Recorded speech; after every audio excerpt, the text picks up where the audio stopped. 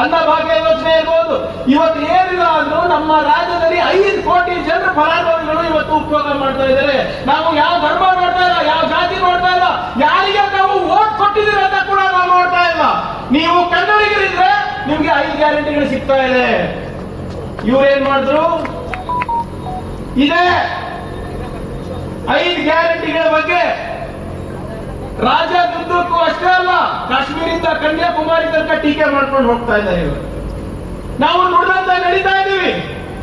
52,000 ಕೋಟಿ ರೂಪಾಯಿಯನ್ನ ಇವತ್ತು ನಾವು ಈ ಗ್ಯಾರಂಟಿ ಯೋಜನೆಗೆ ಹಾಕಿ ಮತ್ತೊಮ್ಮೆ ನಮಗೆ ಎಲ್ಲರೂ ಸ್ವಾಭಿಮಾನದ ಬದುಕೋಣನ್ನು ಕೊಡ್ತಾ ಇದ್ದೀವಿ, ಆರ್ಥಿಕ ಸಮಾನತೆ ಕೊಡ್ತಾ ಇದ್ದೀವಿ.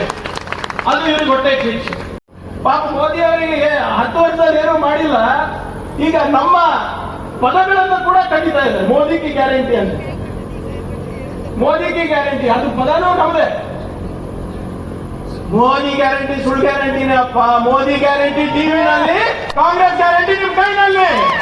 ಹೌದಲ್ಲ? ಅದಕ್ಕೆ ನಾವು ಬಹಳ ಎಚ್ಚೆತ್ಕೋಬೇಕಾಗ್ತದೆ. ಕಾಂಗ್ರೆಸ್ ಗ್ಯಾರಂಟಿ ಏನು?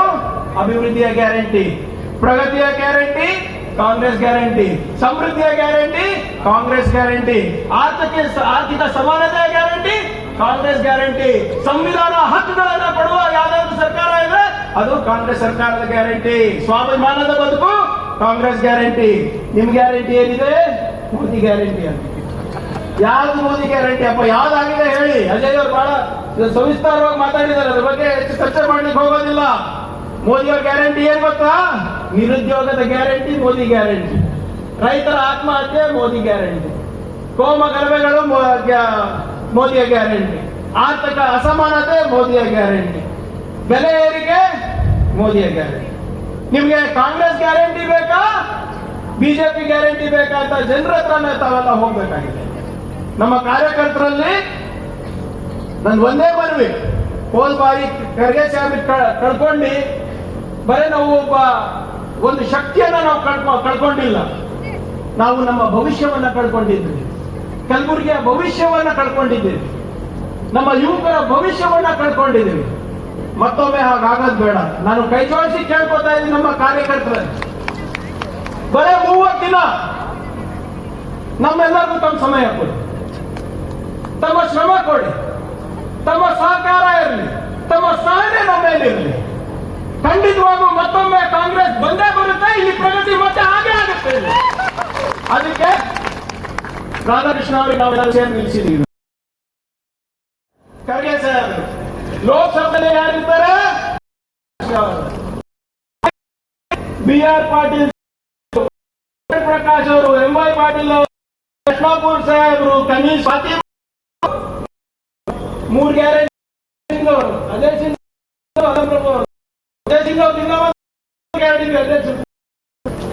ಹಾಗಾಗಿ ನಮ್ಮ ಯೋಜನೆ ಅವರು ಉಮೇಶ್ ಯಾದವ್ ಈಗ MP ಅವ್ರ ಜೊತೆ ಇವಾಗ ಯಾರಿಲ್ಲ. ಅದಕ್ಕೆ ನಾನು ಕೇಳ್ತಾ ಕಾರ್ಯಕರ್ತರ 3 ದಿನ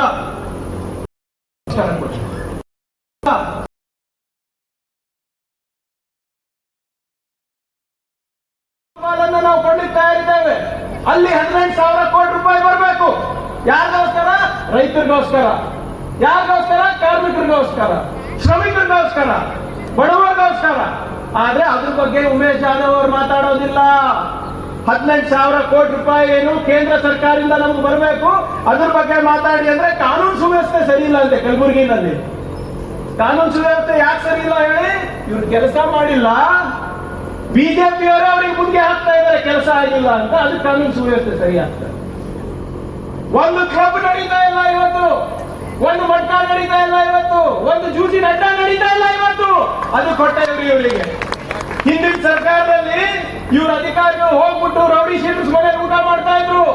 ಇವತ್ತು ಯಾರ್ಯಾರು ರೌಡಿ ಶೀಟರ್ಸ್ ಇದ್ದಾರೆ ಇವರೆಲ್ಲ ಕಾರ್ಯಕರ್ತರು ಇವತ್ತು ಜೈಲಿಗೆ ಹೋಗಿದ್ದಾರೆ. ಇವತ್ತು ಹೇಳಿದೆ 6ನೇ ಗ್ಯಾರಂಟಿ ನೆನಪಿದೆಯಾ ನಮ್ಮ ಕಾರ್ಯಕರ್ತರಿಗೆ? 6ನೇ ಗ್ಯಾರಂಟಿ ಹಾಕೊಂಡೇ ಇಲ್ಲ ಹೇಳಿ. ಎಲ್ಲಾಗ ನಿಮ್ ಚಿತ್ತಾಪುರ ಕ್ಯಾಂಡಿಡೇಟ್ ಅಪರಾಧಿ 2 ತಿಂಗಳಾಯ್ತು ಅಬ್ಸ್ಟ್ಯಾಂಡಿಂಗ್. ಇದನ್ನ ಕಾನೂನು ಸುವ್ಯವಸ್ಥೆ ಸರಿ ಇಲ್ಲ ಅಂತ ನೀವೇನ್ ಮಾಡಿದೀರ ಹೇಳಿ? ಇವತ್ತು ನೀವು ಹೇಳಿದ್ರೆ ಕಲಬುರಗಿ ರೈಲ್ವೆ ಡಿವಿಷನ್ ಏನಾಯ್ತಪ್ಪ? ₹1000 ಇಟ್ಟಿದ್ದಾರೆ ಪ್ರಭು ಸಾಹೇಬ್ರೆ. ₹1000 ಎಷ್ಟು ಇಟ್ಟಂಗಿ ಬರುತ್ತೆ? ಏನ್ರಿ ಗೌಡ್ರೆ, ಎಷ್ಟು ಇಟ್ಟಂಗಿ ಬರುತ್ತೆ ₹1000? ಏನು ಒಂದು 20? ರೈಲ್ವೆ ಡಿವಿಷನ್ ₹1000 ಇಟ್ಟಂತ ಇಟ್ಟಂಗಿ ಕೊಡಿಸ್ಬಿಟ್ಟು ನಾವೇ 1 ಲಕ್ಷ ಹಾಕೋಣ, ಎಷ್ಟು ಬರ್ತಾವ ನೋಡೋಣ. ರೈಲ್ವೆ ಡಿವಿಷನ್ ಹೋಯ್ತು. 22,000 ಏಕರ್ನಲ್ಲಿ ನಮ್ಮ ಯುವಕರಿಗೆ ಉದ್ಯೋಗ ಸೃಷ್ಟಿ ಮಾಡಬೇಕು ಅಂದ್ಬಿಟ್ಟು ಗುಲ್ಬರ್ಗ ಗ್ರಾಮೀಣ ಚಿತ್ತಾಪುರ ಬಾರ್ಡರ್ ನಲ್ಲಿ 22,000 ಏಕರ್ನಲ್ಲಿ ನ್ಯಾಷನಲ್ ಇನ್ವೆಸ್ಟ್ಮೆಂಟ್ ಮ್ಯಾನುಫ್ಯಾಕ್ಚರಿಂಗ್ ಝೋನ್ ಅನ್ನ ತಂದಿದ್ವಿ, ಅದು ಹೋಯ್ತು. ಅದ್ರ ಬಗ್ಗೆ ಇವ್ರು ಮಾತಾಡಕ್ ಸರಿ ಇಲ್ಲ. ಏಮ್ಸ್ ಹೋಯ್ತು ನಿಮ್ ರಾಯಚೂರ್ದು. ಇಲ್ಲಿ ESIC ಅಪ್ಗ್ರೇಡ್ ಮಾಡೋದು ಏನಂತಾರೆ ಗ್ಯಾರಂಟಿ ಬಗ್ಗೆ? ಇದು ಬಿಟ್ಟಿ ಭಾಗ್ಯ ಅಂತ ಹೇಳ್ತಾರೆ. ಇವತ್ತು ಬಿಟ್ಟಿ ಭಾಗ್ಯ ಕಾರ್ಯಾಧ್ಯಕ್ಷ. ನಮಗೆ ಬಿಜೆಪಿಗೆ ಫರಕ್ ಏನಪ್ಪ ಅಂದ್ರೆ, ನಿಮ್ಮ ದುಡ್ಡು ನಾವು ನಿಮ್ಗೆ ವಾಪಸ್ ಕೊಡ್ಬೇಕಂತ ಇದೀವಿ. ಬಿಜೆಪಿಯವರು ನಿಮ್ಮ ದುಡ್ಡು ಅವ್ರ ಜೇಬಿನಲ್ಲಿ ಹಾಕೋಬೇಕಂತ ಇದ್ರು. ಅಷ್ಟೇ ಡಿಫರೆನ್ಸ್ ನಮಗೆ ಅವರಿಗೆ. 65 ಲಕ್ಷ ಮಹಿಳೆಯರು ಇವತ್ತು ಶಕ್ತಿ ಯೋಜನೆ ಫಲಾನುಭವಿಗಳಾಗಿದ್ದಾರೆ. 19 ಲಕ್ಷ ಕುಟುಂಬಗಳು ಇವತ್ತು ನಮ್ಮ ಕಲಬುರಗಿನಲ್ಲಿ ಅನ್ನ ಭಾಗ್ಯದ ಫಲಾನುಭವಿಗಳಾಗಿದ್ದಾರೆ. 5.5 ಲಕ್ಷ ಜನರು ಇವತ್ತು ಗೃಹಜ್ಯೋತಿ ಗೃಹಲಕ್ಷ್ಮಿ ಲಾಭ ಪಡಿತಾ ಇದ್ದಾರೆ. ಇವತ್ತು ಇವ್ರೇನ್ ಮಾಡ್ತಾ ಇದ್ದಾರೆ? ಪದೇ ಪದೇ ಶ್ರಮಿಕ ವರ್ಗದವರಿಗೆ, ಬಡವರಿಗೆ ಅವಮಾನ ಮಾಡ್ತಾ ಇದ್ದಾರೆ. ಇದು ಬಿಟ್ಟಿ ಭಾಗ್ಯ ಅಂತ ಹೇಳಿ ಇದಕ್ಕೆಲ್ಲ ಬಾಯಿ ಮಾತ್ರ ಬಹಳ ದೊಡ್ಡದಾಗಿ ತೆಗಿತಾರೆ, ಮಾತಾಡ್ತಾರೆ. ಆದ್ರೆ ಕರ್ನಾಟಕಕ್ಕೆ ಅನ್ಯಾಯ ಆಗ್ಬೇಕಾದಾಗ ಇವ್ರದ್ದು ಬಾಯಿ ಮುಚ್ತಾರೆ. ಏನ್ ತುಟಿಕ್ ಅನ್ನೋದಿಲ್ಲ. ಇವತ್ತು ನಮ್ಗೆ 30-40 ವರ್ಷಕ್ಕೆ ನಾವು ಕಾಣಲಾರ್ದಂತ ಬರ ಕಂಡಿದ್ದೀವಿ. BR ಪಾಟೀಲ್ ಸಾಹೇಬ್ರು ದಿನ ಎದ್ದು ನಾವು ಬಯಸ್ಕೊಳ್ಳೋದೇ ಆಗಿದೆ ಸಾಹೇಬ್ರ ಕಡೆಯಿಂದ. ಏನ ಅಲ್ಲ NDRF ಇಂದ ಯಾಕೆ ದುಡ್ಡು ಬಂದಿಲ್ಲ, SDRF ನಲ್ಲಿ ಇನ್ನ ನಾವು ಹೆಚ್ಚು ಮಾಡಬಹುದಾ ಅಂತ ಏನಾದ್ರೂ ಒಂದು ಹುಡುಕಲೇ ಇರ್ತಾರೆ. ನಾವು ಕಾಣದಂತ ಕೇಳದಂತ ಬರೋ ಪರಿಸ್ಥಿತಿನಲ್ಲಿ ಚುನಾವಣೆಯಲ್ಲಿ ಇದೆ. ನಮ್ಮ ಉಮೇಶ್ ಜಾಧವ್ ಅವರು ESIC ಬಹಳ ದೊಡ್ಡ ಕಟ್ಟಡ ಆಯ್ತಪ್ಪ, ಇದು ಸರಿ ಇಲ್ಲ ಅಂತ ಹೇಳಿದ್ರು. ಅದಕ್ಕೆ ಒಂದು ಸುಣ್ಣ ಬಣ್ಣ ಹಾಕ್ಸಪ್ಪ ಮಾರಾಯ. ಕರೋನಾ ಸಂದರ್ಭದಲ್ಲಿ ನೀವು ಅಲ್ಲೇ ಅಡ್ಮಿಟ್ ಆಗಿದ್ರಲ್ಲ, ಅದು ಮರ್ತೋಗ್ಬಿಟ್ರ ಇವರು. ಇವತ್ತು ಪ್ರಭು ಸಾಹೇಬ್ ಕೇಳಿದ್ರು ಅಂತ ಒಂದು ಬಿಲ್ಡಿಂಗ್ ಅನ್ನ ತೋರಿಸಿ 5 ವರ್ಷದಲ್ಲಿ ಇವ್ರು ಏನ್ ಮಾಡಿದ್ದಾರೆ? ಸರಳ ಪ್ರಶ್ನೆ. ನೀವು ಅದೇ ಪ್ರಶ್ನೆ ನಮಗೆ ಕೇಳಿ. ಬಿಜೆಪಿ ಏನು ನಮ್ಮ ಕಾರ್ಯಕರ್ತರು ಮೊನ್ನೆ ನಮಗೆ ಒಂದು ಲೆಟರ್ ಕೊಟ್ಟಿದ್ರು ಸರ್, ಎಂಬೈ ಮಾಡಿದ್ರು ಸರ್. ನಮ್ಮ ಕಚೇರಿಗೆ, ಚರಣ್ ಪ್ರಕಾಶ್ ಸಾಹೇಬ್ರ ಕಚೇರಿಗೆ ಲೆಕ್ಕ ಕೊಡಿ ಅಂತ ಒಂದು ಲೆಟರ್ ಕೊಟ್ಟರು. ಒಂದು ಪತ್ರ ಬರೆದಿ 10 ತಿಂಗಳಲ್ಲಿ ನೀವು ಏನೇನು ಮಾಡಿದೀರಾ ಅಂದ್ಬಿಟ್ಟು ಪತ್ರ ಕೊಟ್ಟರು. ಅದು ಶ್ವೇತ ಪತ್ರ ಬಿಡುಗಡೆ ಮಾಡ್ಬೇಕಂತ ನಾವು. ಅದಕ್ಕೆ ನಾನು ಜಿಲ್ಲಾಧ್ಯಕ್ಷರಿಗೆ ಹೇಳಿದ್ವಿ, ಶ್ವೇತ ಪತ್ರ ಯಾಕೆ ಸರ್, ಒಂದು ಬಸ್ಸೇ ಹೋಗಿ ಬಿಜೆಪಿ ಕಚೇರಿ ಮುಂದೆ ನಿಲ್ಸೋಣ, ಬಸ್ ಹತ್ಸೋಣ, ಇಡೀ ಕಲಬುರಗಿ ತುಂಬಾ ತೋರ್ಸ್ಕೊಂಡು ಬರೋಣ. ನಾವು 60 ವರ್ಷದಲ್ಲಿ ಏನ್ ಮಾಡಿದೀವಿ ಅಂತ ಹೋಗಿ ಬಸ್ ನಿಲ್ಲಿಸಿದ್ವಿ. ಬರೇ ಇದ್ರ ಬಾಯಿ ಮಾತಾಡಲ್ಲ ಚಿಂಚುಂದೂರ್ ಸರ್, ಬಸ್ ನಿಲ್ಲಿಸ್ದೆ, ಅವ್ರ ಕಚೇರಿ ಮುಂದೆ ನಿಲ್ಲಿಸ್ದೆ, ಒಬ್ಬನು ಹತ್ತಿಲ್ಲ ಬಸ್. ಯಾಕಂದ್ರೆ ಅವ್ರ ನಾಯಕರೆಲ್ಲ ಬರ್ತಾರಲ್ಲ, ಏರ್ಪೋರ್ಟ್ ಇರಬೇಕಲ್ಲ, ಏರ್ಪೋರ್ಟ್ ಕಟ್ಸಿದ್ಯಾರು? ಸೇರಂ ಹೈವೇ ಮಾಡ್ತಿದ್ಯಾರು?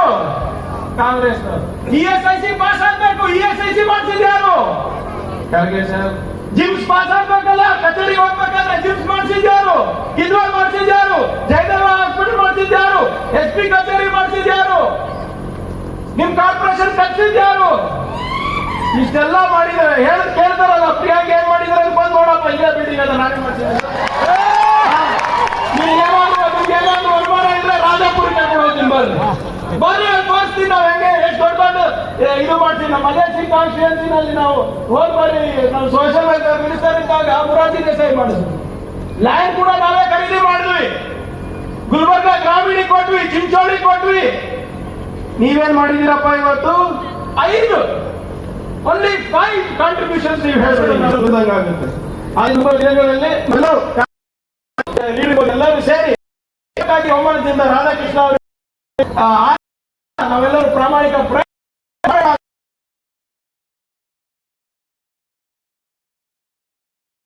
ಮಾಡಿದ್ದು ಕಲಬುರಗಿ ಸಂಸದರಿಗೆ, ಆದ್ರೆ ನಮಗೆ ಸಿಕ್ಕಿದ್ದು ಚಿಂಚೋಳಿ ಸಂಸದರು. ವೋಟ್ ಮಾಡಿ ನಾವು ಕಲಬುರಗಿ MP, ಆದ್ರೆ ನಮ್ಗೆ ಸಿಕ್ಕಿದ್ದು ಚಿಂಚೋಳಿ MP. ಚಿಂಚೋಳಿ ಬಿಟ್ಟು ಬಂದೇ ಇಲ್ಲ ಸರ್ ಹೊರಗೆ. ಇವತ್ತು ಯಾಕೆ ಹೇಳ್ತಾ ಇದ್ದೀನಿ ಅಂದ್ರೆ, ತಾವು ಆಲೋಚನೆ ಮಾಡ್ಬೇಕಾಗ್ತದೆ. ಅವರು ಕಳೆದ 5 ವರ್ಷದಲ್ಲಿ ಏನ್ ಸಾಧನೆ ಮಾಡಿದೆ? ಕಲಬುರಗಿ ಜನರಿಗೆ ಕೊಟ್ಟಿದ್ದಾರ ಏನಿದೆ? ಇವತ್ತು ನಮ್ಮ ಸರ್ಕಾರ ಬಂದ ಮೇಲೆ ಬರೀ 10 ತಿಂಗಳಲ್ಲಿ 5 ಪ್ರಮುಖವಾದಂತಹ ಗ್ಯಾರಂಟಿಗಳನ್ನ ನಾವು ಅನೌನ್ಸ್ ಮಾಡಿ ಅನುಷ್ಠಾನಕ್ಕೆ ತಂದಿದ್ದ ಇತಿಹಾಸ ಆಗಿದೆ ಇವತ್ತು.